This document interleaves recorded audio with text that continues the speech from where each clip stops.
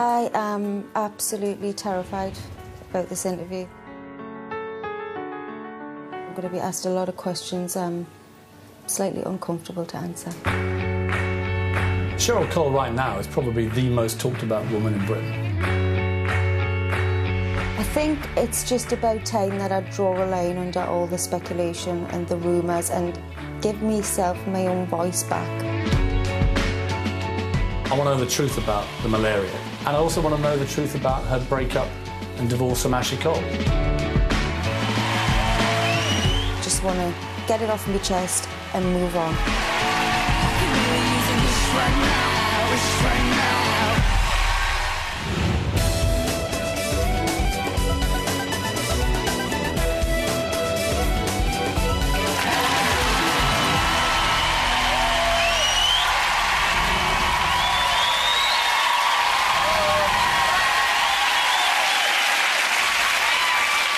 How are you feeling? Terrified. Why? This stuff I have never spoke about. It's been a weird couple of weeks for you, hasn't it? You've had this sort of barrage of stuff that's come after a really difficult year for you. Has it been hard for you to suddenly find the headlines so negative? Maybe sometimes it becomes a problem for me, especially over the last couple of years. I've stopped reading everything because I can't cope with it. So it's easier for me to be oblivious to that so I can deal with it. So I'm not sure of all the bad stuff. I know what's going on, obviously. And I have experienced negative press before, and it's horrible. What kind of reaction did you think you'd get tonight from the audience? Do you know what? I've had some... You wouldn't believe the support I've had from the public. It's like... It's overwhelming. And it makes me strong. The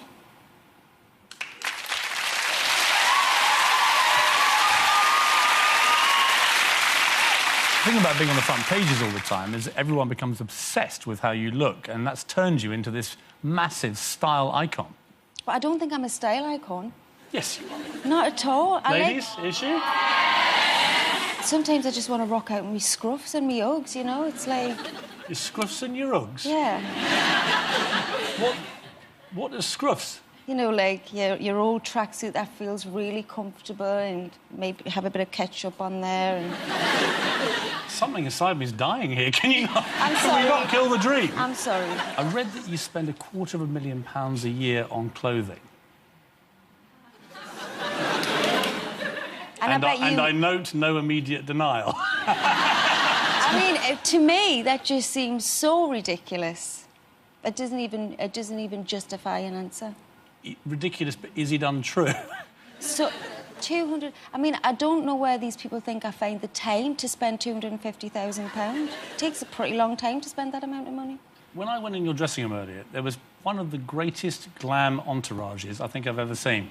I mean, literally, it was spilling out of every corner. Right. Preparing every tiny molluscule of this... Right. P.S., is that a slight exaggeration? Maybe. How big is the Cheryl Glam Squad? Do you know, it's funny you should say that, because most people I meet say to me I've got the smallest team they know. No, I have.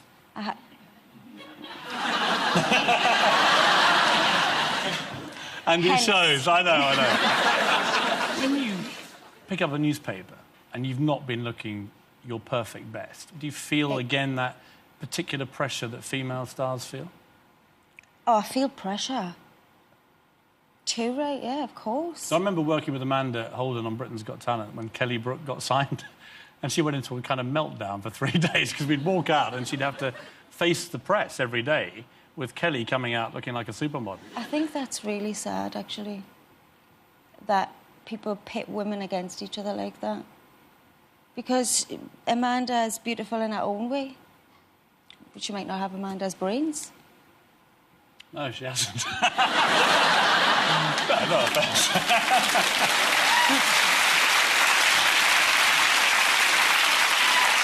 Women have a hard time of it because they're compared to each other. It's not always about what shoes you got on or what dress or how much your dress was. That's just irritating.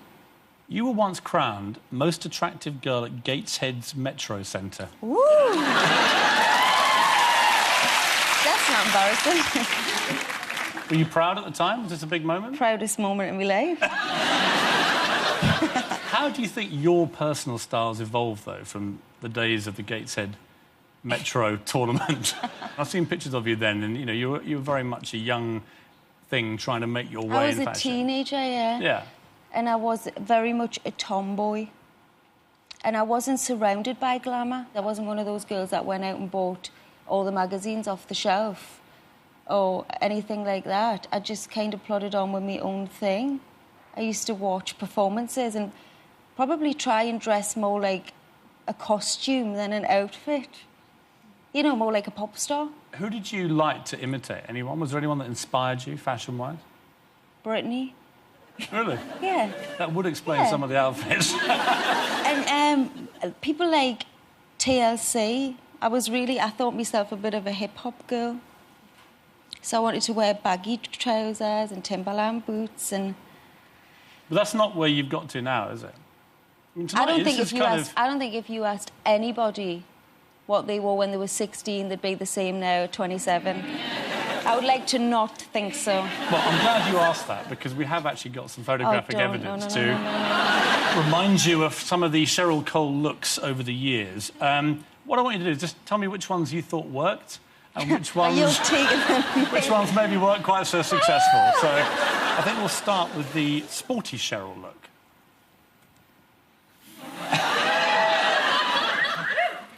It's coming back around, that one. It's the jumpsuit era. We all wore them. So marks out of 10? 4. Next is the Vicky Pollard, Cheryl. Oh, jeez. What was I thinking? What was I thinking? Marks out of 10? -1. Now we're seeing a bit of a transformation here. Are we? Now, this is a bit more like it, isn't it? It's a little bit strange looking back because I know how I felt then and I feel like a different person. How did you feel then? Like I was just starting to grow up, if you know what I mean. Mm. When you look at Cheryl there, do you think you were happier then than you are right now?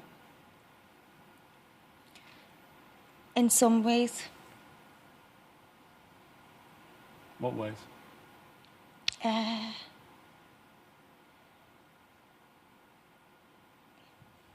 don't know, maybe a little bit freer. Freer? Just a little bit...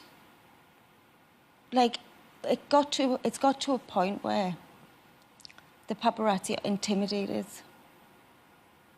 And I got so associated them so much with pain that now it's not fun like it was then. They're only after one thing, really, you looking upset. Yeah. As it goes with the story. Some people tried to suggest that you were being racist. I can't even justify that with an answer. I can't. It's ridiculous.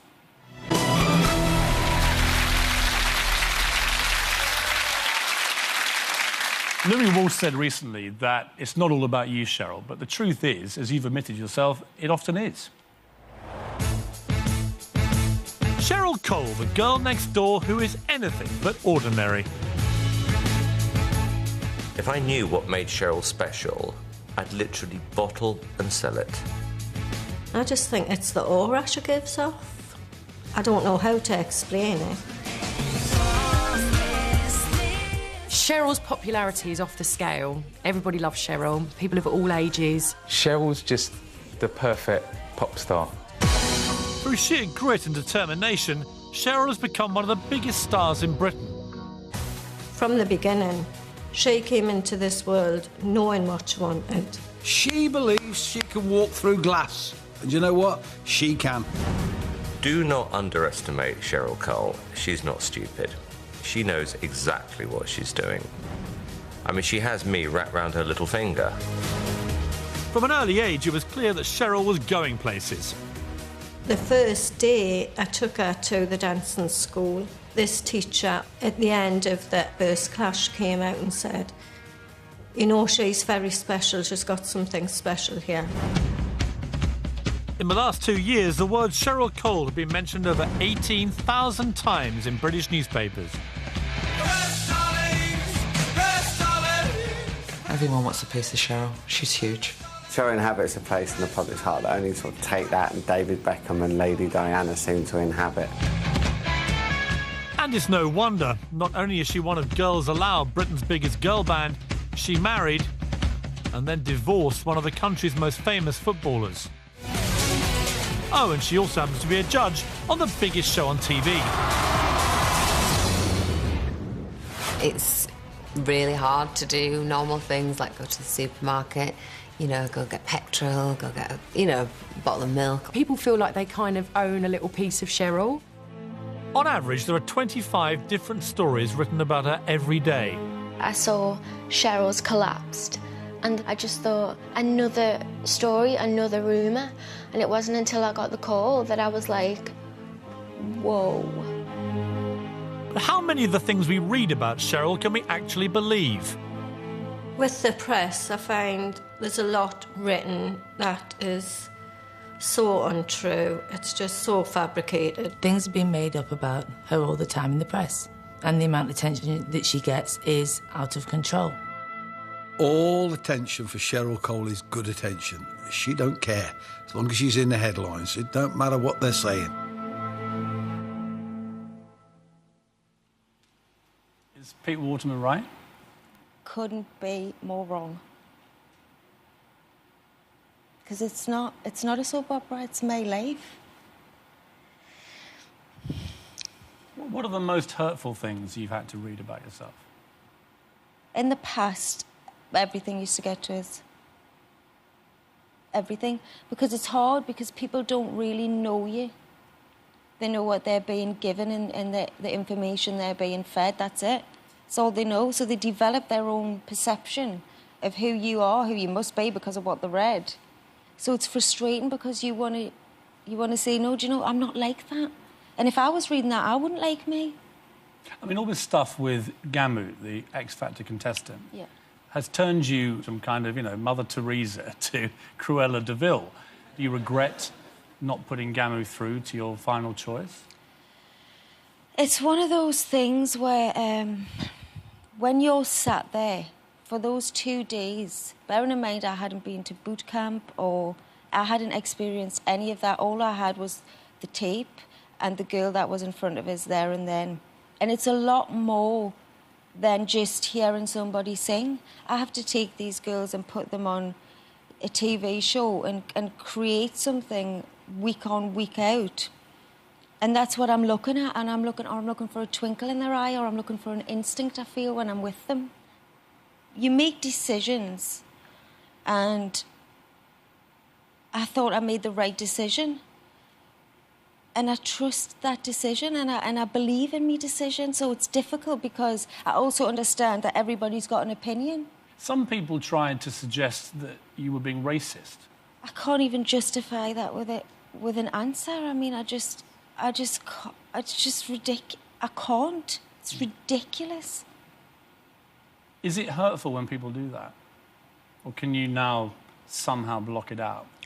I can now somehow block it out because things have become so stupid. When you need a kicking, you need a kicking, and if sometimes I make a wrong choice or it doesn't go with the grain, then I'll put my hands up and say, OK. How did you feel on a human level to Gamut, given that she's very young? Awful, awful, awful. Have you spoken to her since?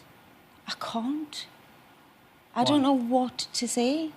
What am I supposed to say? By the way, I'm sorry I didn't take you any further. And I'm sorry now that your life's upside down. What am I supposed to say? Were you made aware at any stage of any of the deportation issues? Absolutely not. Do you think anybody knew, or has this been a big Nobody surprise? knew, that's what I mean. So she was judged purely on her singing ability, as far as you're concerned? 100%. Nobody knew at that stage, I don't think, not even the newspapers. Nobody knew at that stage. When we did the audition, it was purely based on how each girl performed over those couple of days. let's not get carried away with ourselves here. We're making a TV show, okay? It's a TV show. This now has become her life. Forget the singing competition is upside down. And that's something that has nothing to do with the programme, that the programme couldn't help, and something she now has to face and deal with. And I don't know what you say to that. Well, so I think forget the programme for a moment. On a human level. On a human level, woman it's to young terrible. woman, what would you say? As someone who, by the way, you yourself auditioned for shows. You got Yes. lucky and won, and your career went into the stratosphere. So you know that desperation that people feel when they get to that stage, because you were there. I think probably on that level, what would you say to her now to try and make her feel better than she probably is? Well, it's one of those things where it's become so much more than it ever was, and I didn't judge her or make that decision based on the information I know now. It's not. It's irrelevant. That part of it was irrelevant, and I thought all 8 girls were fantastic in terms of the singing competition. And I would say to all the people that didn't make it through any further to just keep trying and try again, and don't let go of your dreams. But I can't make that a personal opinion towards Gamu because of a situation now, because that wasn't at all in my mind when I made the choice I made. When the doctor said there was a possibility you might die, what was going through your mind? I was actually thinking, if it's going to happen, please just hurry up.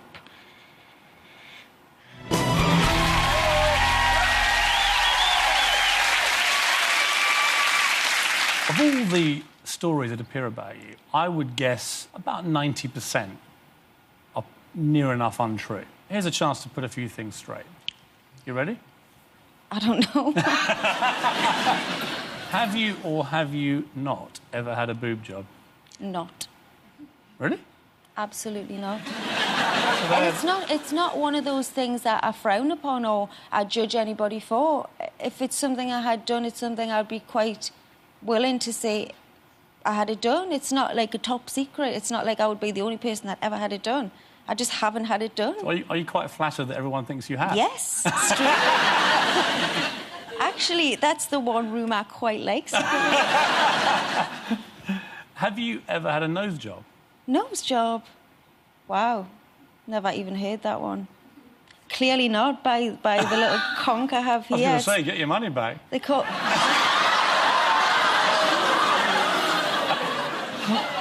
Everyone's allowed an imperfection. No, yours is your hooter. They call exactly. I quite like the little ridge. I like They call it the Tweedy snack. A Tweedy snack? Yes. Is I've got a Tweedy nose. A Tweedy snack? Yeah. So you'll never get it fixed, you don't think? Are you suggesting I need to? No.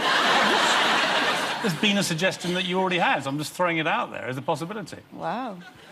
Absolutely. You're happy with your Tweedy snack? I'm happy with me. My cousin once said to me, and this was before I even knew I had the Tweedy snack, I love the fact that you just go on and you've got the Tweedy snack and the bump in your nose makes me feel more comfortable about me. And I didn't even know before. See, the weird thing for me is when you've been frowning, and you have been frowning at me quite a lot so far, it actually seems to move. I'm quite surprised by that as well. I work on Britain's Got Talent with Botox-fueled people. So, you know, when I turn to my left, it's just... So to see a judge in front of me where it actually moves is quite surprising. You don't even do Botox. I'm only 27. Yeah, but I'm quite impressed, and I'm saluting you, really. I would be terrified. Again, it's not... I'm not judgmental of anybody that does it, else I wouldn't be sat next to Simon.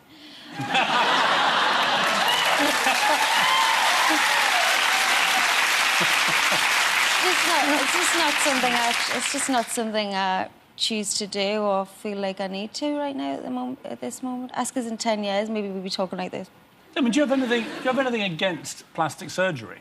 No, I don't. Could you imagine going under the knife in 10 years' time? I mean, in 10 years' time, who knows? I wouldn't imagine a lot of things that have happened in the past 10 years had you have asked us back then.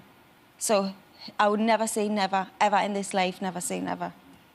But It's just not something I feel the need to do.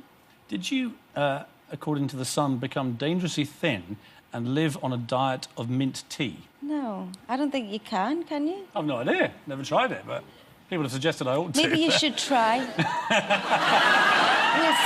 We'll see. The outcome may be that you can't survive. Cheryl? I'm joking. I'm supposed messing. to be an angel. I'm messing. Did you buy a £35,000 wind tunnel to keep fit so that you could be as thin as Danny Minogue? Wow. That's a good one. Is it true? Does it exist? Do you keep fit in a wind tunnel? A Piers, is that a serious question? Yes. Do you ever get into one? I've seen one of these things. You get in them and they get blown away by turrets of wind. No, absolutely never heard of it. Do you ever diet or not? I'm always, like, aware of what I eat. And I have days where I just want to eat what I want to eat. Especially as a woman, you have those days. And then I'm one of those people that'll have burger and chips, and then for the whole of the rest of the day go, wish I'd never ate those burger and chips. Wish I'd never ate those burger... Why did I eat those burger and chips? While I'm eating a packet of crisps. You've had a very traumatic year, everybody knows that, for a number of reasons, and everyone's been giving lots of attention to your health. How are you actually feeling physically right now? It's actually been just over the 12 weeks, so all my blood is new and I feel great.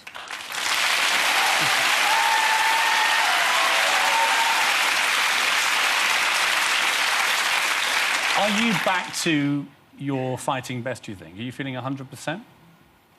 I'm probably feeling 95, and I don't think for a long time I felt 100, so I'm definitely on my way.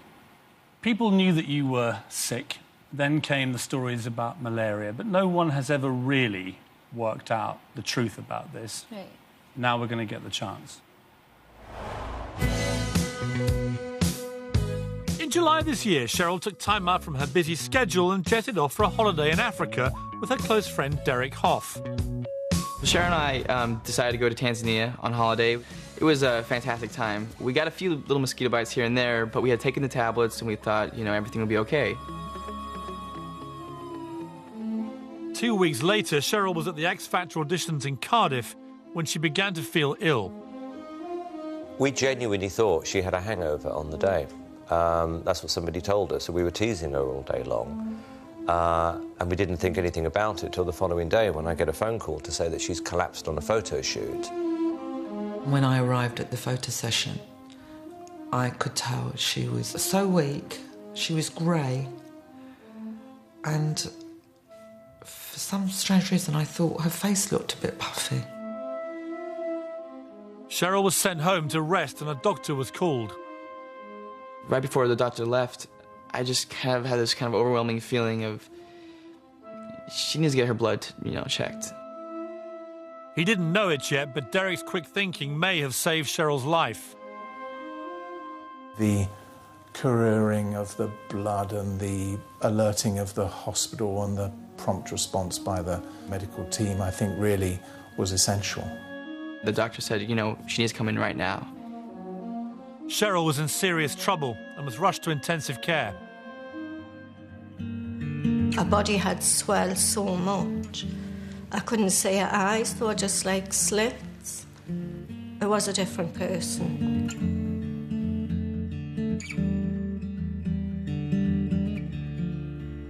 Tests confirmed doctors' worst fears. Cheryl had malaria.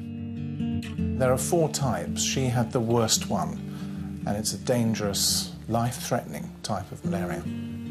The kidneys weren't working, the lungs were filled with fluid, there was parasites all over in her blood. Cheryl was told that the next 36 hours would be make or break for her. She was deteriorating all the time. Her breathing was much worse as time went by, and we thought it was only fair to let everyone know just how seriously ill she was. I remember Cheryl saying, am I going to die? And I remember the doctor coming up to her and saying, there's a possibility. I don't know how somebody copes with the fact they might die.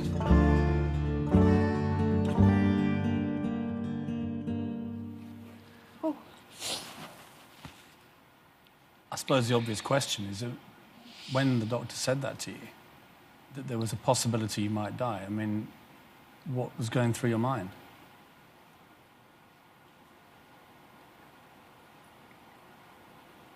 I was just so weak and sick.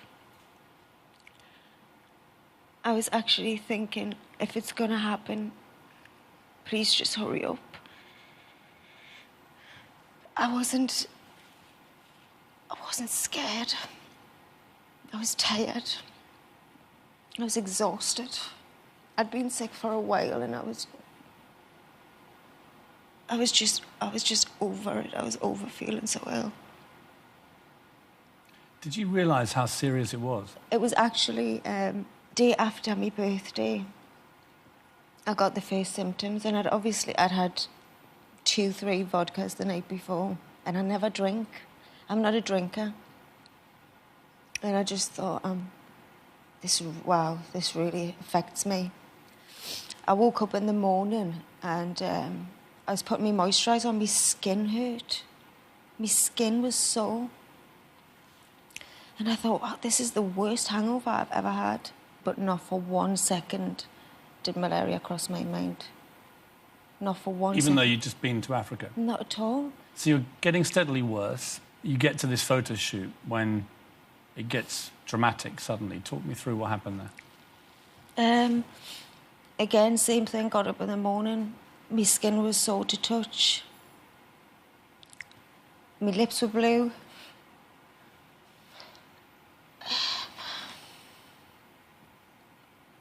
And I was drenched. And I got to the photo shoot, and the girl I work with, who knows me more than anybody, said, this is not right. We need to schedule some time off. I think you're exhausted. Then what happened? Sorry. Wait there, 1 second. God, I really don't want it to be morbid. I really don't want it to be like this. But I think people are realising, probably for the first time, how Right. serious this was.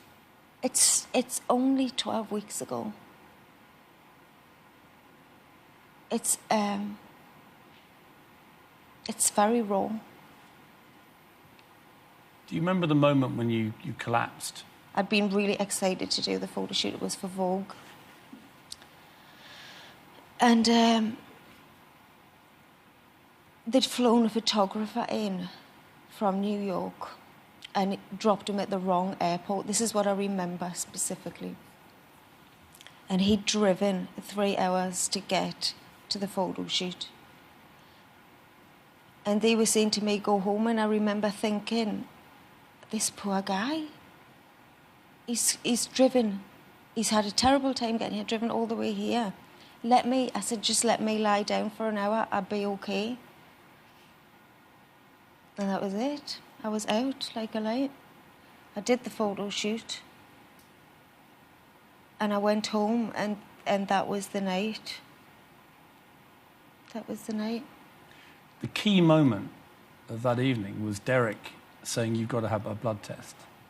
And what has become clear from interviewing your doctor is that if he'd not done that, you may well not have survived. So effectively, Derek saved your life. Well, absolutely. And I'm a bit pathetic when it comes to needles. Like, it has to be a baby one. And I was actually really angry with him for suggesting that I get my blood taken. Like, you're making me have a needle.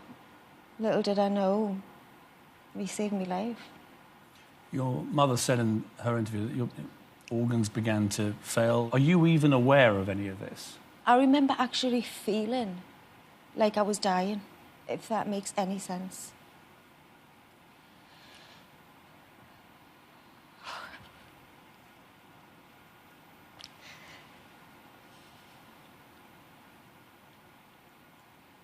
and I just wanted to know the truth, was I? And out of all that, that's what I remember asking. It's a cliche, but does your life flash before you in a moment like that? What are you thinking? Your family around you? It doesn't seem real. It's very, very surreal. And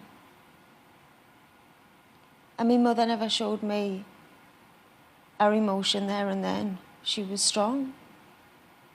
And I think there was a point I said to her, what they laugh about now, you make sure you get someone here tomorrow to write my will.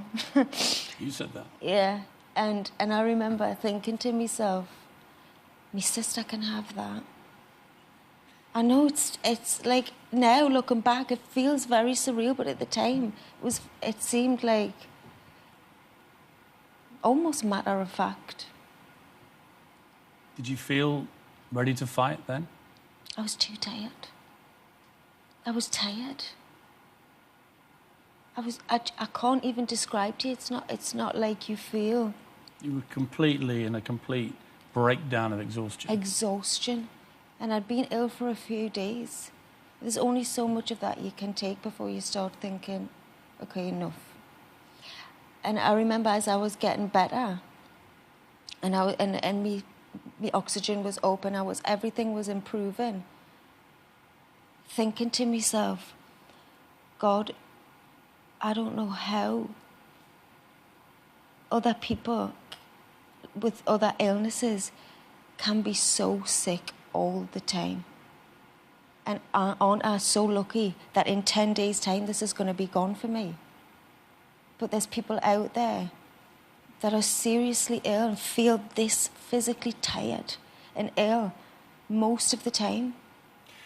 You owe a lot to Derek. Yeah. I mean, pretty amazing thing that he did. Just his instinct probably saved your life. Yeah. That's a pretty good friend to have. He's an amazing, amazing person. And I can never repay him for that. That's my life. What is the truth about you and Derek? I mean, I've seen you together in Los Angeles. Thought, a pretty hot couple. I do. I like him a lot. So do I. He's smart, intelligent, good looking, well dressed. Yeah. Great dancer. About your height. I'll tell you the one thing that's come from everything I've experienced in the past up to now is that this is the last time I will ever talk about my private, personal life. This is it. This is the last time. I'm not willing to sit here and say, he's my boyfriend, he's not my boyfriend. I'm not prepared to deny, admit anything, and I don't have to. People are going to speculate on what I do and what's going on in my life regardless to what I say. So we're very, very close. That's obvious. People can speculate what the hell they like. What I liked about him was he's very protective of you, and he seemed to make you happy. Regardless of any romantic thing. That's the impression I got. Everybody that's in my life, I'm with them because they're great people. And they're all very, very protective and strong and just great people. I don't want to surround myself with anything else. Next time Derek says, I've got a great idea, let's go on holiday to Gambia. What are you going to say? Let's go. I just don't think somebody like you would fall in love and marry a complete idiot. You know, apart from the obvious, he never tried his bad. He's not a bad person, just a nice guy.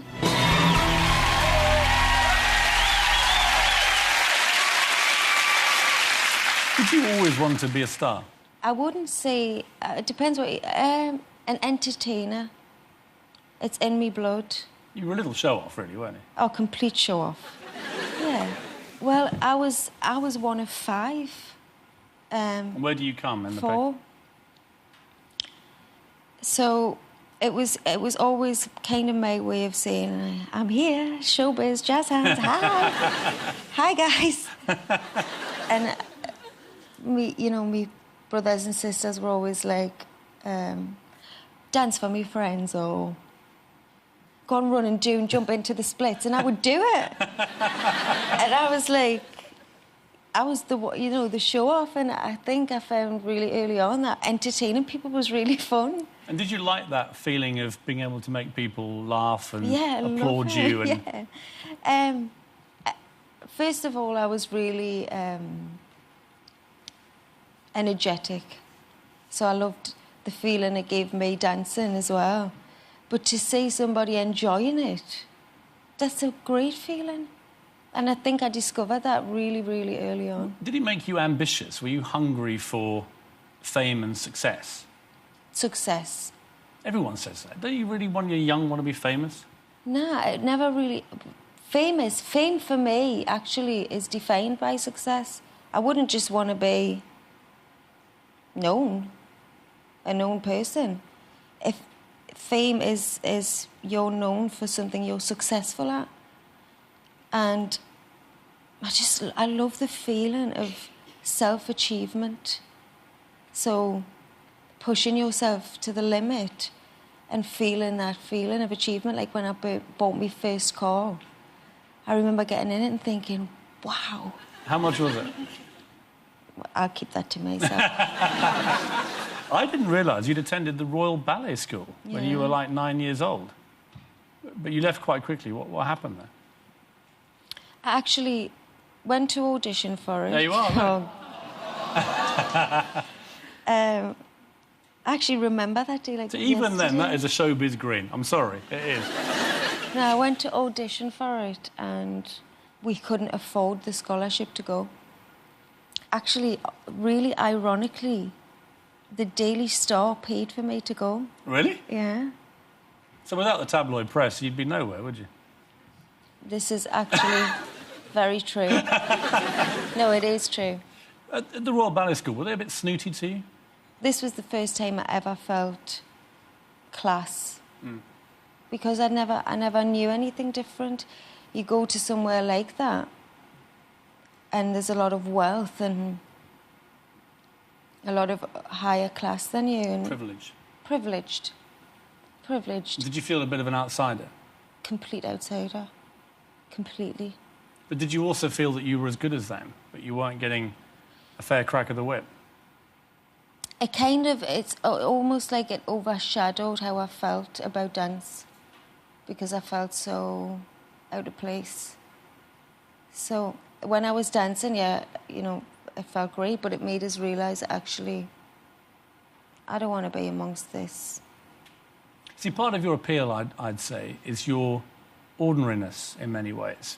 Did you see yourself that way? I still sometimes feel like I just moved down to London for a bit. It doesn't feel... You still feel a proper, fully-fledged Geordie? I am. You haven't called me pet yet. I always will. We'll get there, pet. What I heard about you from your old Newcastle days is that you could be a bit feisty. Yeah. Is that an accurate way of describing the young Cheryl? I think describing me still. You don't suffer fools.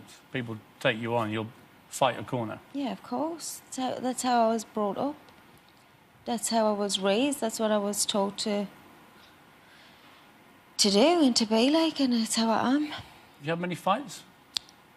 Couple. Yeah. Normally win? I'll give it my best shot. How many times have you actually, clenched your fist and just gone... To a person? I'd like to do it to you.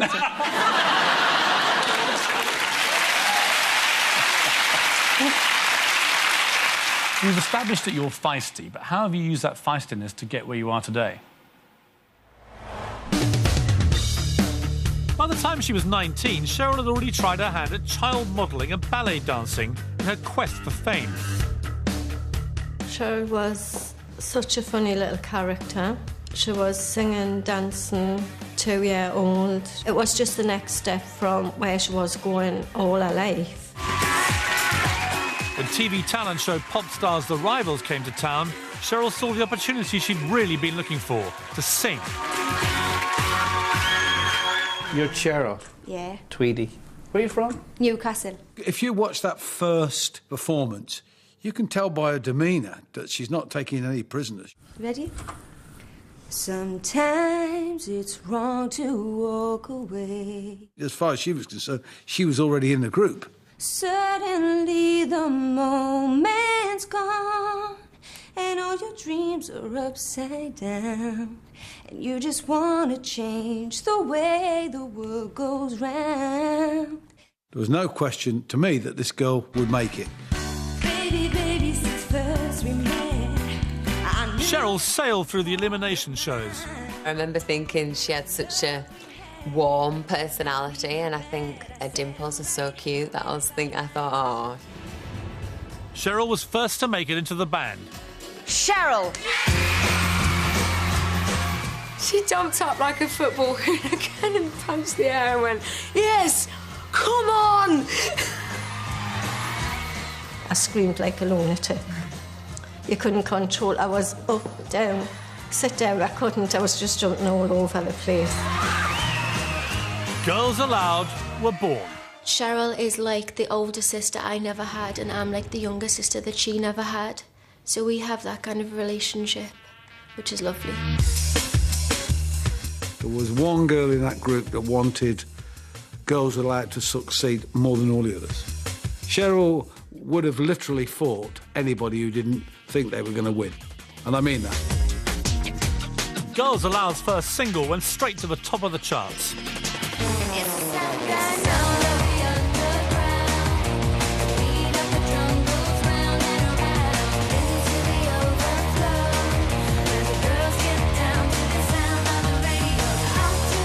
They quickly became the biggest girl band in Britain, and Cheryl in particular proved a big hit with the press.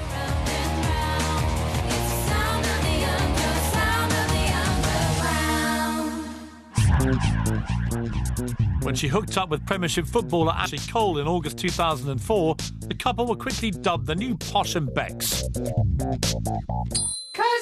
2 years after their first date, the happy couple married in a lavish ceremony.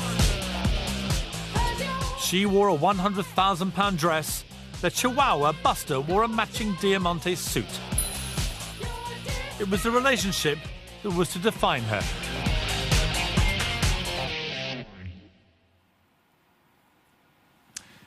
When did you first set eyes on Ashley? I met him a few times. We lived in the same complex. I knew he played football and that was about it, and he was really shy. Painfully shy, that's all I knew. Didn't know, he wasn't one of those people that let you know his character straight away. So when was the first time you actually spoke to him?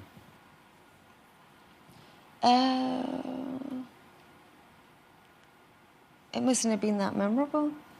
Well, it was for him, because apparently his first words to you were, hey, hot lips, nice bum. He's got a point. And that was, I think, because you lived in the same area, you lived in the same block, didn't you? Sort of. Yeah, we lived in the same area, the same block. You can't remember the first time you talked to him? Not the first time I talked to him. I remember that incident. What was your reaction to, hey, hot lips, nice bum? Piss off. I don't like stuff like that. Did you think he was a bit flash, typical kind of footballer with that kind of chat? Not really. I didn't. I just thought, oh, get me out of this road quick. It's really embarrassing when there's a group of I think I was dragging a Hoover. I was dragging a Hoover from Kimberley's to ours. So I think I just thought, get me out of this road quick. When was the first date? I mean, how did he go about this, given this poor start? God, I really should know this. We just got to know each other. We exchanged numbers. I read you wouldn't give him your number for a while. You had to be very persistent and get it through a friend. Yes. Mm-hmm. Where do you go on your first date? Do you remember that? His house, because we couldn't go you know, given his status and I was a member of Girls Aloud, it would have just been... Did he cook for you? You're joking, aren't you? What did you get, pizza? I mean, how does this work when you're two massive stars in an apartment? I think just on the first day, you drink wine. Just wine. And what did you think of him? I thought he was great. Sensitive. A good person, just a nice guy. You start going out, and then it gets out, goes public, and it's like a bomb's gone off. It's like the ultimate tabloid love fest. Hot pop star, hot England soccer star, boom. What's it like to be in the middle of that when it goes off? I've never actually thought about that. It's your relationship.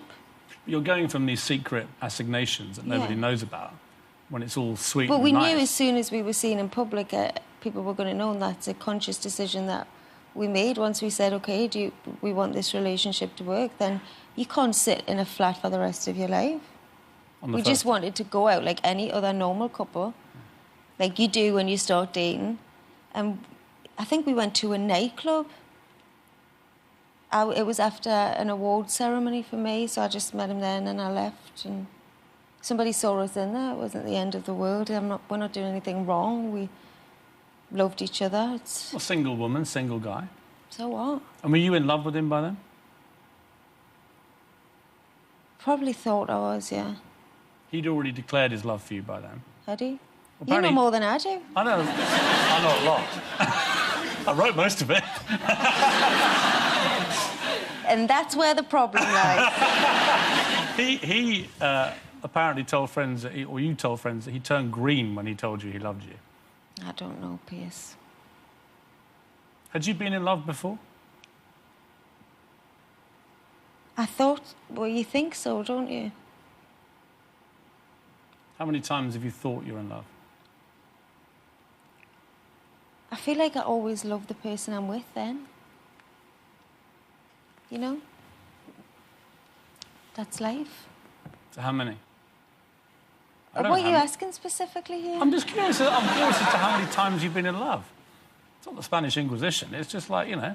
Feels like it. How many times have you been in love? Well, I'll tell you if you tell me.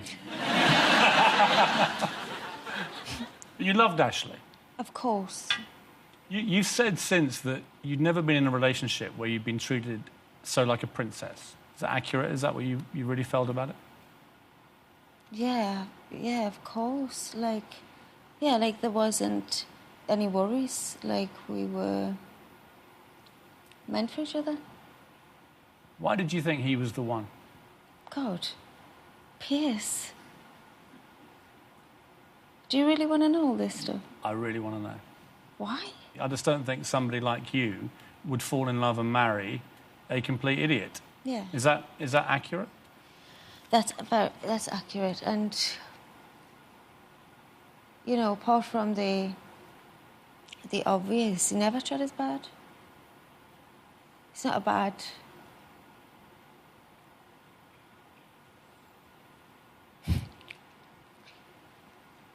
Yeah. Why the GS? What is this about? Well, it's personal for you, isn't it? I Yes. know that. And you don't normally talk about this kind of thing.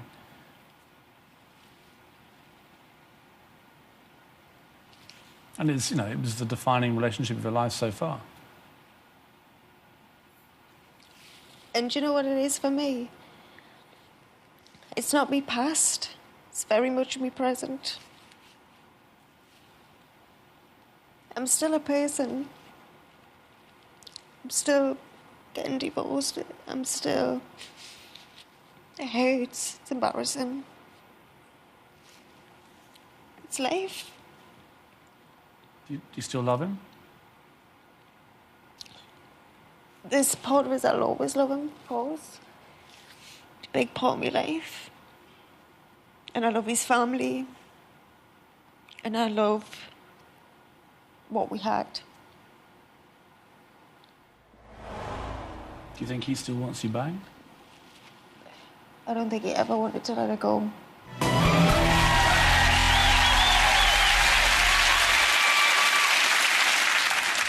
got married, it was the happiest day of your life.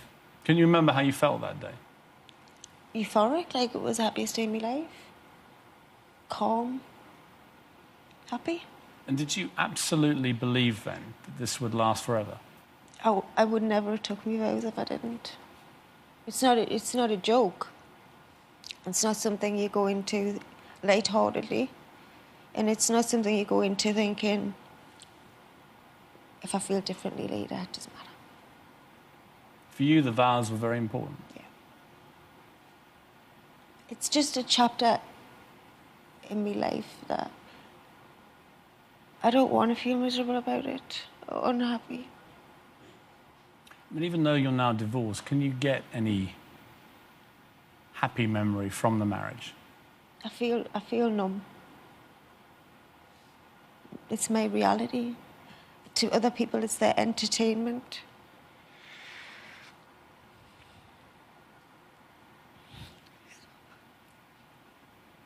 I don't want to cry. Let's talk about happy things. It's not, obviously, this is not a happy period that I'm discussing now. No. When did you realise that the marriage wasn't working? Was there any sense of it not working before? Not at all. So until then, you thought you were very happily married?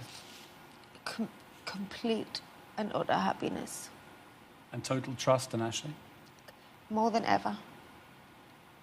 You enjoyed married life? You were... I enjoy the stability of having, amongst all the madness, that one person that is there throughout. And is very normal and calm and not an inkling. There were several factors that other people have claimed may have played a part in it not being perfect. One was professional, one was personal. I don't think any marriage is perfect, is it? No, but you told me, actually, once, that one of the things you regretted, with hindsight, was that Ashley was offered a huge deal to go to Real Madrid. That would have been massive money, long-term contract, his dream transfer, and that you didn't want him to go, and asked him not to do that. Yeah. And he ended up going to Chelsea, which made him incredibly unpopular. Yeah. The most hated footballer in the country for quite a long time. Right. And that you felt quite guilty about that, but you felt your own career was as important as his, and he couldn't do that. Yeah, I did. What was I going to do? Move to Spain? Move my whole life over there? Everything I knew? And be a housewife? I didn't want to live my life like that. It's not what makes us happy. And I thought that would have caused more problems. And it wasn't my decision by any shot, it was ours. When you saw how unpopular he became, particularly with Arsenal fans, but also with football fans generally, who perceived him as being greedy and all the rest of it, going to Chelsea, did you feel guilty? Did you feel that maybe you should have just gone to Spain, made the sacrifice? No, it was... I mean, if it had got to a point where that was absolutely where he wanted to go, then there would have been further talks, but there was the option for him to either... The options were go to Chelsea up the road and everybody gets on with their life, or you move completely to a foreign country. I've got to ask you about this, and I know you're not going to find this comfortable. Do you remember where you were when you first heard the allegations that Amy Wharton was making, that Ashley had cheated on you with her? Yes. At home. And how did you hear? From a phone call. From Ashley? No. It's, you know, it's funny because hearing you back now, it's like a, you know, I'm saying things I've never heard myself say.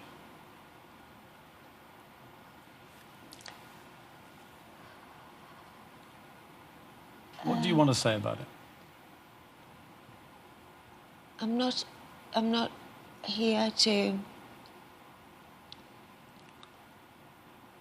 expose anything or talk about those feelings other than to say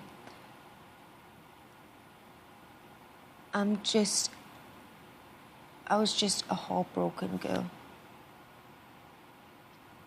I wasn't a footballer's wife in an ivory tower and with all the lovely things and so it'll be fine. I was just underneath it all, just a heartbroken girl.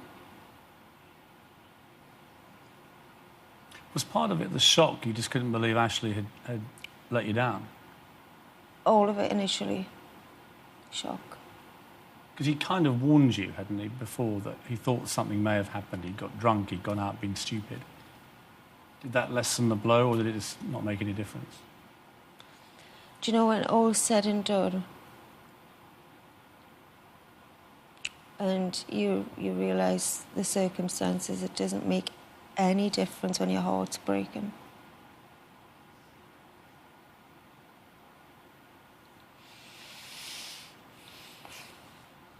I'm not going to go into the details of all this because I can see you don't want to talk about this. Other than to say that obviously you took him back and then further revelations came out involving other women, which for you were clearly the final blow to the marriage.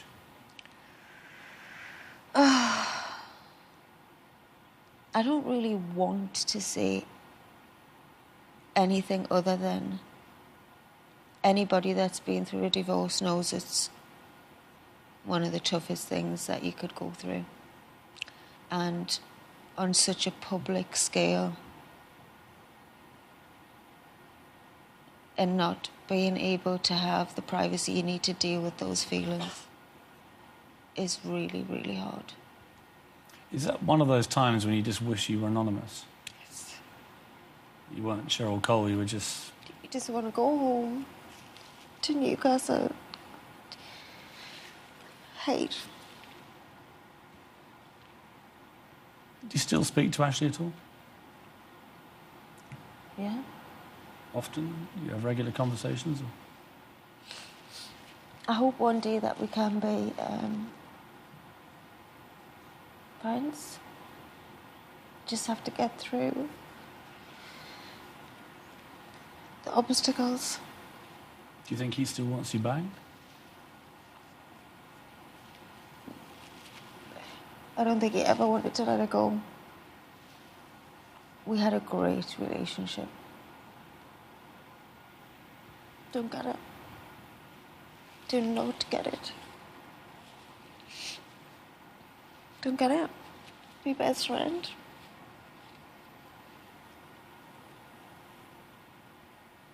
God, this is turning into therapy.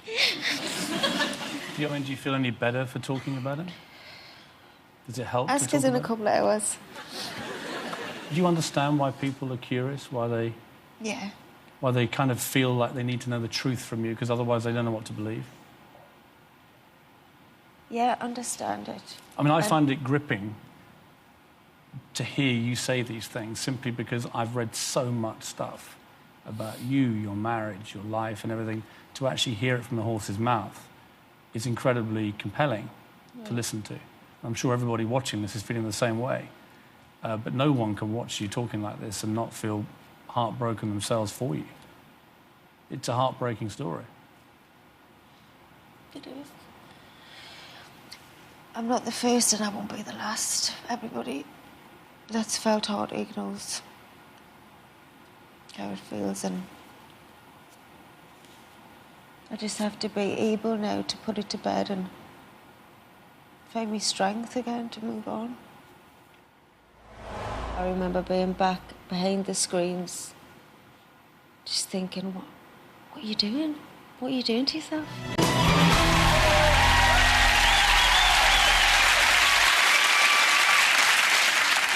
You've had a tough time of it, but one thing you are, Cheryl, is a fighter.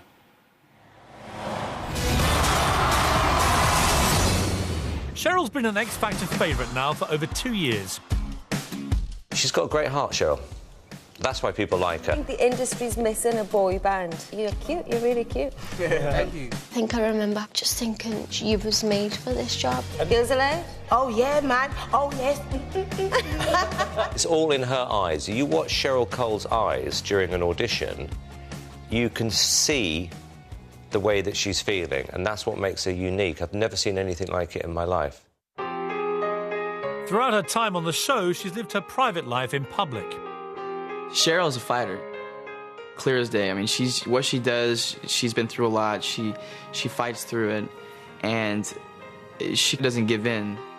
I personally think part of her popularity is the fact that she wears her heart on her sleeve. To be crushed again, I can't imagine how he must be feeling, because I reckon this was his last shot. Anyone can relate to what she went through, but she doesn't hide it. When she's sad, she shows she's sad. When she's happy, she shows she's happy. But she also knows that other people have gone through what she's gone through, so she's not living in some weird fairy tale world. You know, she's a realist. She's not somebody who feels sorry for herself.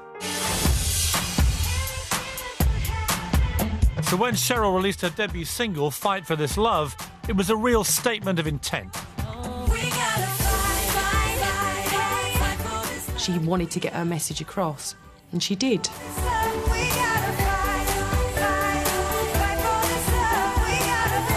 She really sang that song from her heart. She was going through trouble with her, personal relationship.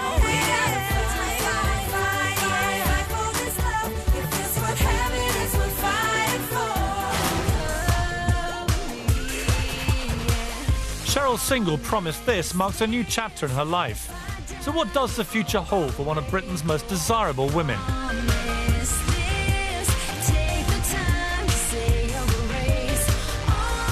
I think I'd just like to see Cheryl with somebody who would bring out all the best qualities in her.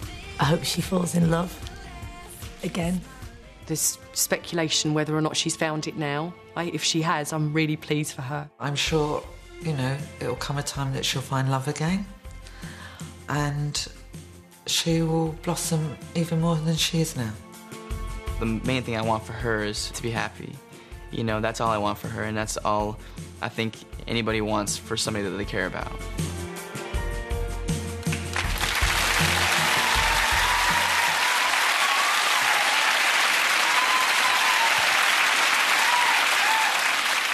I remember you performing the Fight for Your Love, watching and thinking, how can she do this, given all that was going on? I was thinking exactly the same thing. I remember being back behind the screens, just thinking, what are you doing? What are you doing to yourself? And then the other parrot, or whatever it is, the other one, says to you, no, go on, go for it, What did you think you were saying with that performance and that particular song? What was the other parrot telling you to get out there? It's, to be a fighter, to bring out the fighter in you and feel the fear and do it anyway. Music is obviously massively important to you. The biggest thing in my life. Did you find it a solace, music, a therapeutic crutch, if you like? Always, yeah. My whole life I've used music. That's why it feels like you're in such a unique position to be able to do that to somebody else. And I do. I hear stories all the time. I just did a book signing the other week, and every single person that came to us had something to say about how my music or my songs had touched their lives, and that's a pretty incredible position to be in. And to think that I feel a certain way about music and that I can make somebody feel like that is the best feeling in the world. It was interesting watching your reaction to Simon Cowell talking about you, because you kept nodding. Simon is one of the most important people in my life. One, he changed my life when he invited us onto the X Factor. But most importantly, he gets it. He gets me like nobody else, and I've never met anybody like that before. What does he get? how quick my thoughts go, and he can just stop and process them. It's really bizarre. We've got it's kind of uncanny how similar we are. And that scares me to say out loud. Everybody interviewed in that last video just wants you to be happy. Do you think you can be quite quickly? Do you think you can move on? I think I can definitely move on. And I think this is going to be a big milestone for me, and it's going to be a point where I've said it now, and I'm ready to get back to myself.